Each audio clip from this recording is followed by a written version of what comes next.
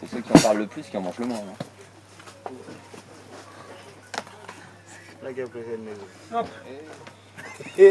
On va attendre le chef cuisinier et puis on va pouvoir manger. Hein. Pas du bas, il va manger.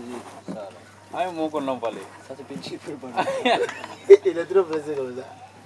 Ah mais le riz là c'est pas le riz hein. C'est pas le riz, c'est quoi alors? C'est quoi? C'est pas malo? Malo, ça fait une Ça c'est pour moi comme ça. Et les jeunes, que vous tous vous manger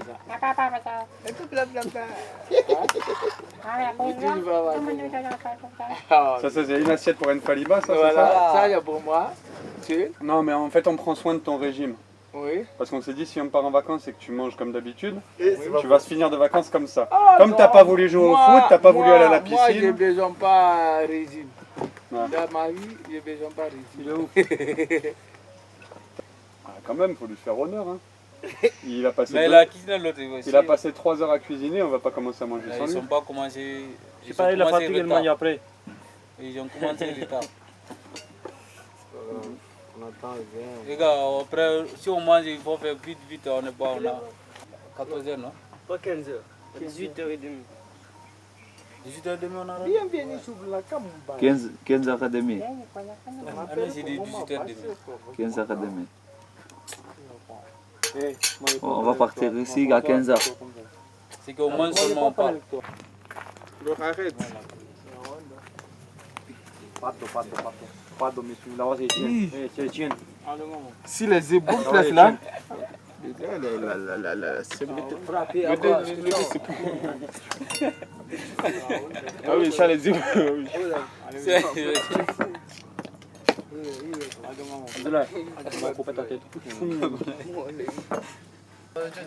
Pardon? Vous avez déjà commencé?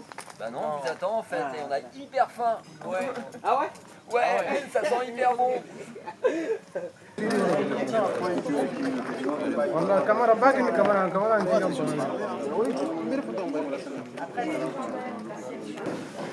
Alors, le but, c'est toujours réveiller les Africains. L'objectif, c'est de réveiller les Africains et leur dire que si on veut que ça change, que tout dépend de nous. Tout dépend de nous.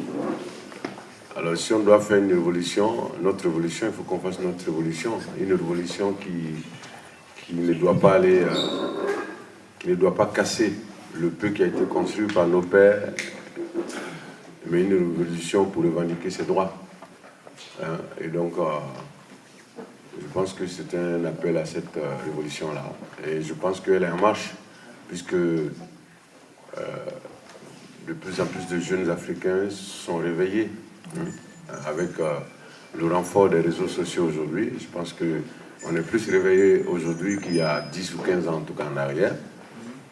Et donc, voilà, le but avec cette chanson, c'était de dire aux Africains qu'il faut qu'on se bouge sans forcément casser, hein, parce que nous, on a besoin de construire, on a besoin de nous développer, on a besoin de stabilité. Donc, voilà, il ne faut pas casser ce que les pères ont construit.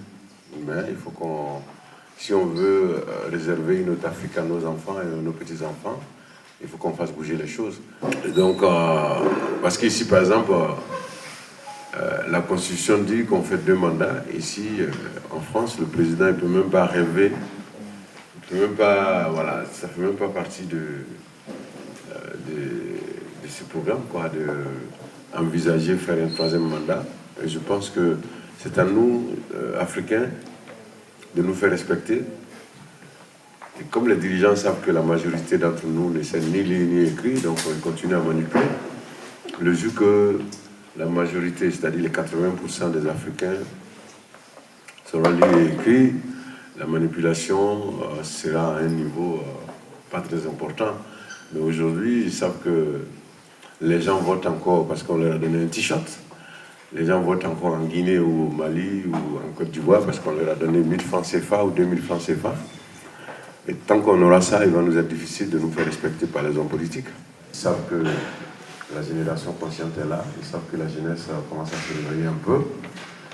Donc je pense qu'il y aura de moins en moins de 3e mandat en Afrique. Peut-être qu'on va passer à quelqu'un d'autre.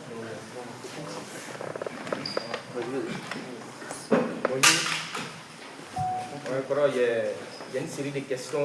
Ouais. Vous avez le micro? Pardon? Vous avez le micro? Non, ça va, ça va. D'accord, bon, allez. Hein? Donc d'abord, je commence d'abord. Que pensez-vous de la situation actuelle de notre pays, la Côte d'Ivoire?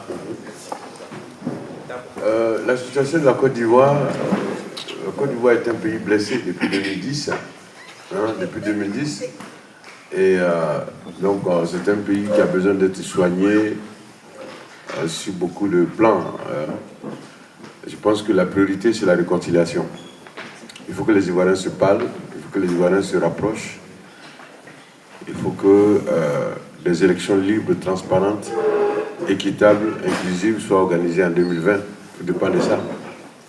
Je pense qu'aujourd'hui, il y a des gens qui ne sont pas contents, il y en a qui sont contents. Et il faut simplement souhaiter que la récente libération des prisonniers politiques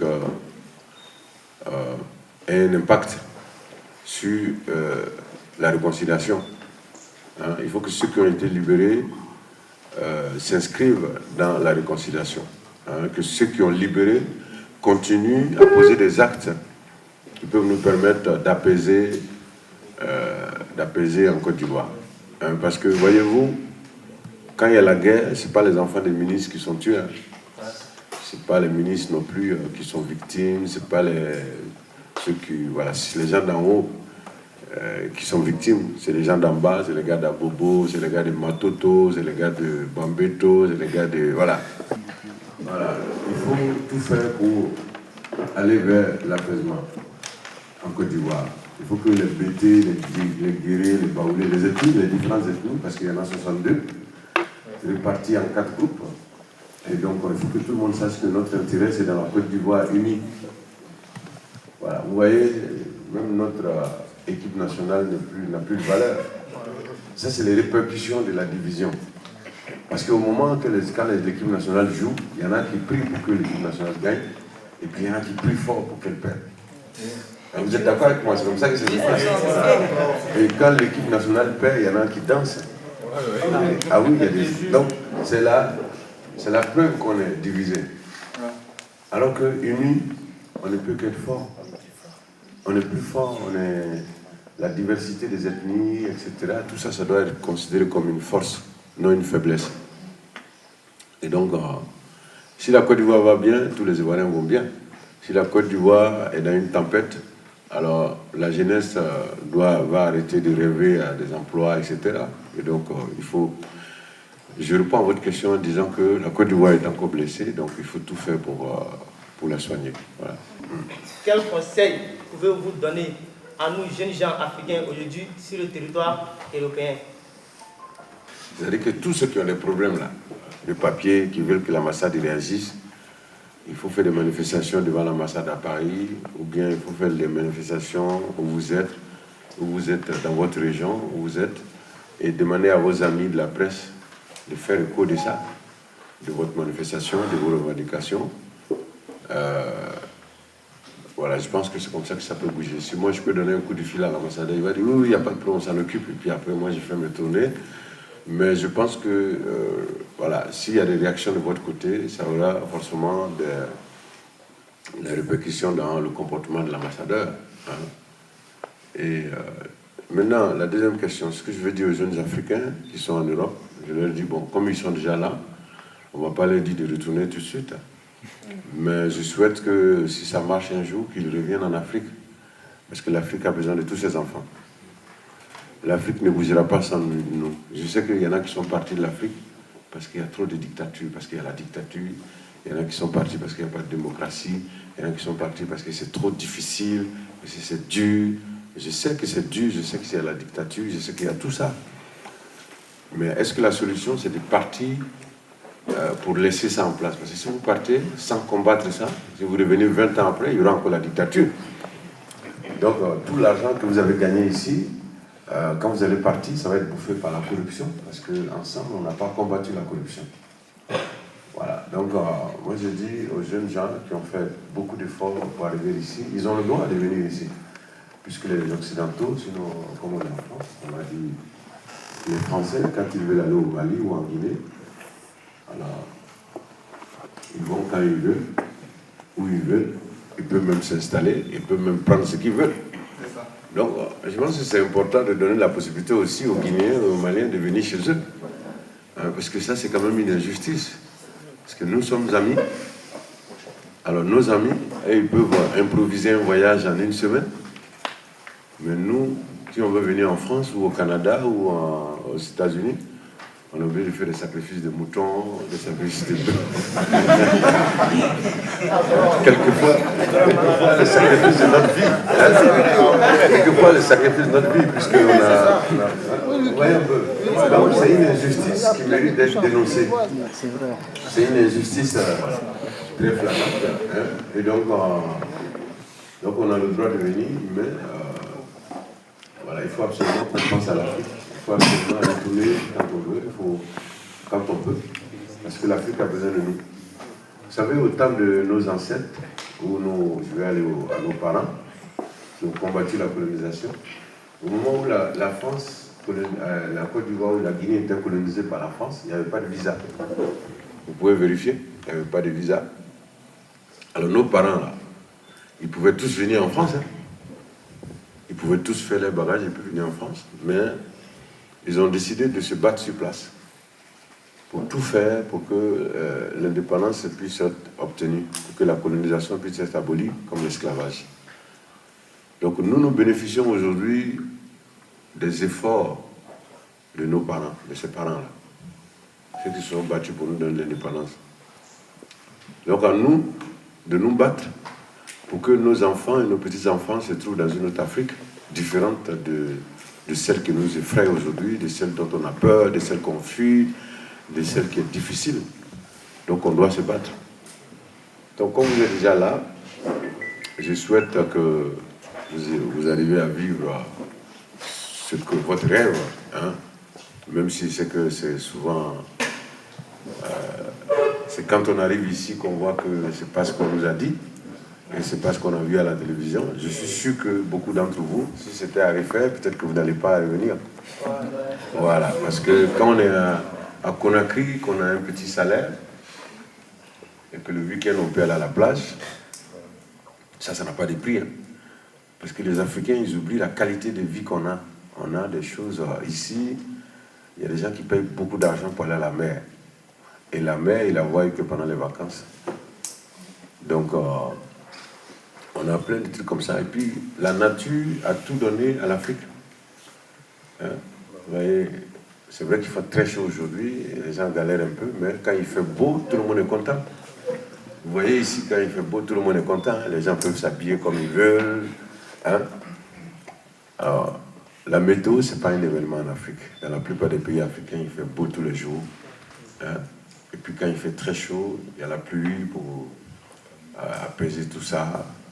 Et on a la terre, voilà, vous êtes tous, je vous vois, vous êtes tous costauds, vous avez tous des muscles. C'est dans le sang. Voilà, donc, vous voyez, on a tout. Je dirais que la nature nous a tout donné. Et pour les croyants, je dirais que Dieu nous a tout donné. Donc ce continent a tout. Nous avons toutes les richesses dont les pays occidentaux ont besoin pour continuer le développement. Il y a plein de choses qui sont fabriquées ici. Les matières premières viennent de la Guinée, du Mali. Je prends l'exemple du Congo-Kinshasa. Il y a une matière première qui s'appelle le coltan. Et sans le coltan, il n'y a pas d'appareil, il n'y a pas de téléphone portable. Puisque c'est cette matière qui permet au téléphone de garder les données, d'être rechargé, etc. Alors vous connaissez qui sur cette planète aujourd'hui qui n'a pas de téléphone portable? Il n'y en a pas. Alors, donc, ça veut dire que l'Afrique fait bouger le monde. Et donc, cette partie du monde qui fait bouger le reste du monde mérite mieux. Mais personne ne va dénoncer ça à notre place, puisque les autres sont bénéficiaires, donc ils ne vont pas s'en plaindre. Maintenant, nous qui sommes, qui sommes propriétaires de ces matières premières-là, quand ces matières premières-là sont volées, sont pillées, c'est à nous de réagir. Mais on ne réagit pas, parce que les Africains, ils attendent Dieu.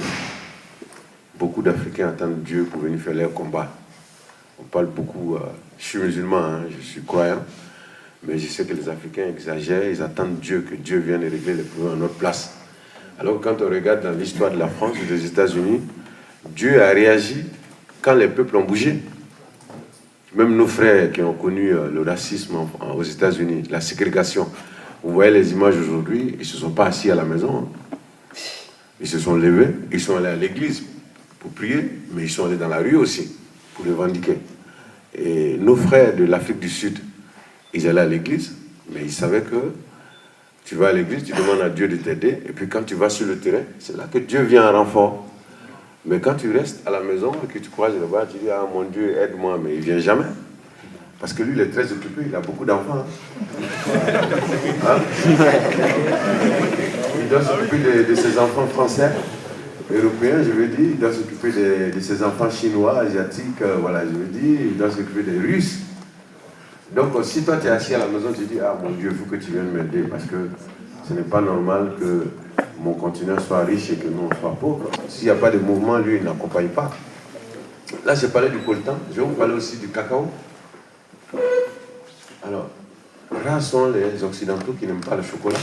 Tout le monde, je dirais, aime le chocolat.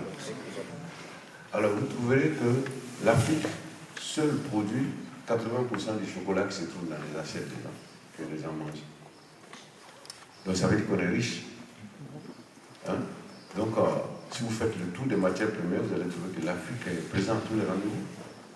Et donc, c'est un continent qui doit être devant et non derrière. On doit être devant et non derrière, mais on est derrière. Pourquoi on est derrière? Parce qu'on est divisé. Pourquoi on est derrière? Parce qu'on dort. Pourquoi on est derrière? Parce qu'on attend que Dieu vienne changer notre situation à notre place. Pourquoi on est derrière? Parce que on est venu pour se victimiser. C'est vrai, on a eu l'esclavage, la colonisation, il y a la France-Afrique, il y a plein de choses. Maintenant qu'on sait qu'il y a eu tout ça, qu'est-ce qu'on fait pour affronter tout ça? Voilà un peu mon message aux jeunes Africains. Je leur dis que vous êtes ici, en tout cas, si ça va un jour, il faut revenir. Il faut revenir parce que l'Afrique a besoin de nous. La dictature peut être combattue, puisque ça a été combattu en Europe. Il y a des pays où il y avait la dictature, les peuples se sont levés. La corruption peut être combattue. Hein? Mais il y a tellement de corruption en Afrique que les populations sont devenues complices. Quand vous allez à l'Amérique pour un papier, vous avez envie de donner 1000 francs guinéens pour que le gars il accélère. Mais ça, c'est la corruption. Parce que le gars, il a un salaire par mois. Si vous lui venez lui donner 1000 francs ou 2000 francs pour qu'il accélère le papier, bon, lui, il va vouloir tout accélérer. Il va attendre que tout le monde donne l'argent pour accélérer tout. Et donc, il va se retrouver. Puis, donc, il y a plein de problèmes comme ça. Mais je finis par dire que personne ne viendra sauver à la place l'Afrique à la place des Africains. Personne. Parce que les autres se battent pour leurs intérêts, ils se battent pour nourrir les enfants, que les enfants aient à l'école dans de bonnes conditions. Ça, c'est normal. Et les Kamano, ton frère, et le Moussa Kofi aussi, qui vont tous faire le président candidat, mais toi, on ne te voit pas pour dire ça. Bon, ils ont le droit. En fait, tu peux te présenter. Je peux le présenter, sauf que moi, je suis africain d'origine ivoirienne, donc je n'ai pas de papier guinéen, donc déjà je suis disqualifié. Parce que je ne peux pas me présenter aux élections en Guinée, et puis je n'ai pas envie de me présenter, je n'ai pas envie d'être président. Parce que simplement, moi j'ai fait du reggae, et le reggae, depuis Bob Marley, a décidé d'être la voix des sans-voix, a décidé d'éveiller les consciences, a décidé de dénoncer les inégalités. Je pense que l'Afrique a besoin de reggae. La Jamaïque a eu besoin de reggae hier, lorsque le Bob Marley, le Peter Tosh ont commencé à chanter. Ça a contribué à l'émancipation du peuple jamaïcain. Et donc aujourd'hui, on a besoin de se réveiller en Afrique. Et le reggae a un rôle très important à jouer. Je ne serai pas candidat. Il dit Kamano, je sais qu'il veut tous les Matoto, c'est... Ah oui, voilà, donc je lui ai dit qu'il a le droit, mais on veut un maire comme Thomas Sankara qui descend dans le peuple, qui est avec le peuple. Et que s'il devient maire et qu'il n'est pas avec le peuple, alors ça veut dire qu'il a trahi la lutte. Donc, pour répondre à votre question, je ne peux pas être candidat en Guinée, je n'ai pas le droit. Et puis je n'ai pas envie d'être candidat à une élection présidentielle. La dernière question. Oui. La musique de c'est le dernier appel. Pourquoi? peut-être le dernier appel, Appel de quoi? Appel de... Oui, dernier appel, c'est l'appel à vous, l'appel à regarder le continent africain, à être conscient de votre responsabilité, de notre responsabilité. Je le disais tout à l'heure, l'Afrique ne changera pas sans nous. L'Afrique ne changera pas sans nous. Que ce soit la Banque mondiale, le FMI, tout ça sont dans c'est des systèmes. Parce que ça fait 60 ans qu'ils aident l'Afrique, mais les choses ne changent pas. Et ça veut dire qu'il y a autre chose derrière. Donc, et même quand la France aide en Guinée ou en Côte d'Ivoire, quand vous analysez bien, vous rentrez dans les détails, vous trouvez qu'il y a quelque chose derrière la tête. Il y a une idée derrière la tête parce que... Prénom, parce que nous on attend que Tiken Djapakoli, mais je ne sais pas c'est quoi ton prénom. Moi je m'appelle Doumbia Moussa. Doumbia Moussa. Ouais, Doumbia Moussa. Pourquoi tu l'as changé? Pourquoi tu as changé ton nom? Non, je n'ai pas changé mon nom, j'ai pris un nom d'artiste. Parce que le nom Tiken, mon père m'appelait Tieni. Tieni en malinké, ça veut dire petit garçon. Voilà, parce que je porte le nom d'un de ses amis qui l'appelait Tieni. Donc quand je suis né, il m'a donné le nom de son ami, donc il m'appelait Tieni. Et moi j'ai grandi le jour que j'ai commencé à faire de la musique, j'ai rencontré un jeune Ghanéen, donc anglophone, qui lui a vu que les gens m'appelaient Tieni. Donc au lieu de m'appeler Tieni, il a commencé à dire Tiken. Et moi au départ je lui disais non, c'est pas Tiken, c'est Tieni. Tieni ça veut dire petit garçon. Et puis il répétait Tieni, et puis après il m'appelait Tiken. Tu vois, il continuait à m'appeler Tiken, et puis bon, après je trouvais que c'était pas un vilain nom. J'ai décidé de garder le nom, et puis depuis l'école primaire, j'aimais beaucoup le reggae. Et même quand le maître voulait s'absenter, il disait hey, Rastaman, là, viens parler à tes amis. Donc tout le monde m'appelait Dja. Donc quand il y a le nom Tiken Dja, c'est devenu. Quand il y a le nom Dja, c'est devenu Tiken Dja. Et puis Fakoli, c'est le nom de mon ancêtre qui a combattu auprès de l'empereur Sundiata qui était en 1235. Au XIIIe siècle. Et tous ceux qui sont de la Guinée ou du Mali, de la Gambie, de la Guinée-Bissau, puisque l'empire du Mandingue s'étendait dans tout ça, la Guinée-Bissau, etc. Je crois que tous les habitants de ces pays-là, qui ont fait partie de l'ancien Mandé, connaissent le nom de Fakoli. Et les vrais connaisseurs de l'histoire disent que sa contribution a été énorme dans la libération du peuple mandingue lorsque Sundiata est venu d'exil et qui devait reconquérir le royaume de son père. Et donc voilà, quand j'ai entendu l'histoire de mon ancêtre Fakoli, j'ai décidé d'ajouter le nom Fakoli. C'est comme ça que c'est devenu Tiken Djapakoli. Voilà. Donc voilà pourquoi j'ai changé.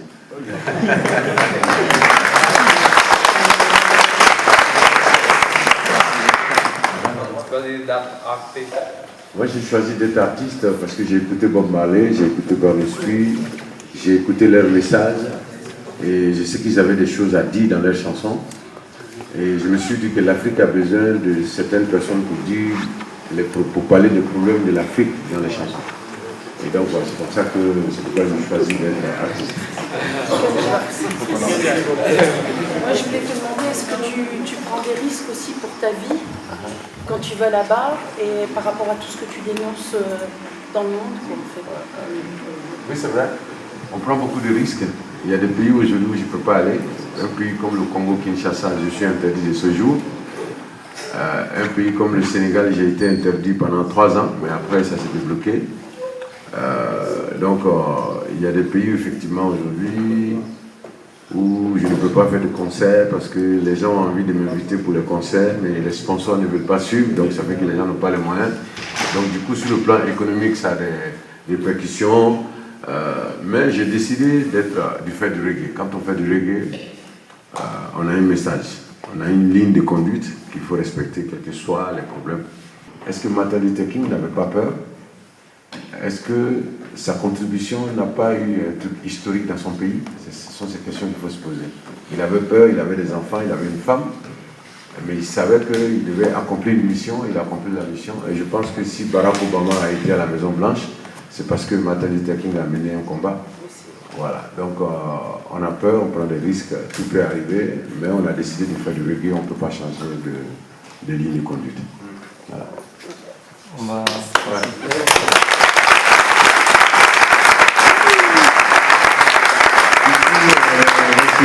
photo. L'idée c'est que Tiken il pourra malheureusement pas faire une photo avec chacun d'entre vous. Du coup on va faire par groupe, on a un photographe exprès pour vous faire passer les photos après. Donc si c'est possible de se mettre par groupe, on fait une photo de chaque groupe et ensuite on fera une photo tous ensemble avec Tiken. Voilà, merci Tiken encore pour ce moment.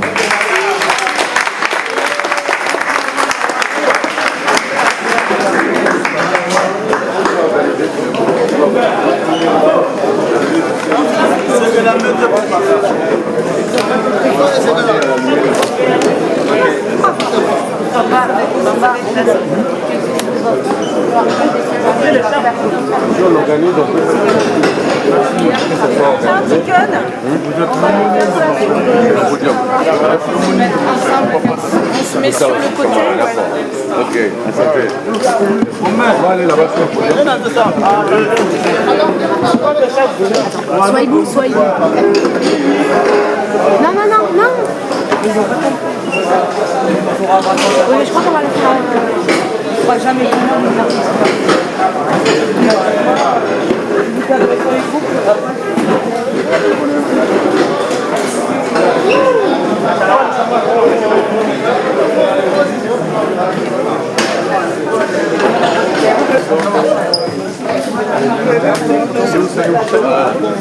Alors le premier groupe, Soyez on peut faire des photos avec tout le monde. Viens là. S'il te plaît.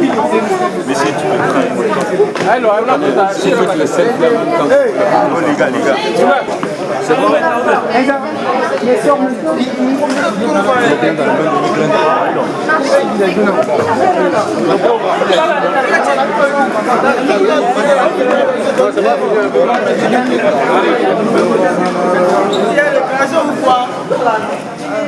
Les gars, rangez vos téléphones. Vas-y. Allez, vas-y. Et après, il y aura des photos. Si tout le monde range son téléphone, il y aura une photo. Maurice, sans téléphone. Oh là là là.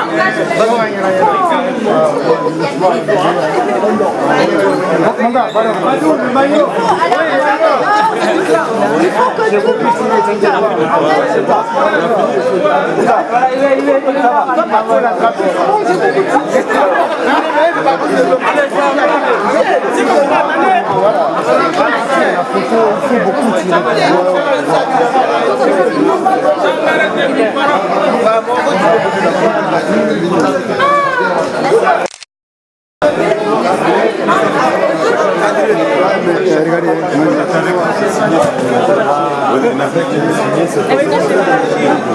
On peut faire une photo de groupe, nous, du centre. On est tous là. Et, sauf que les notes... Venez,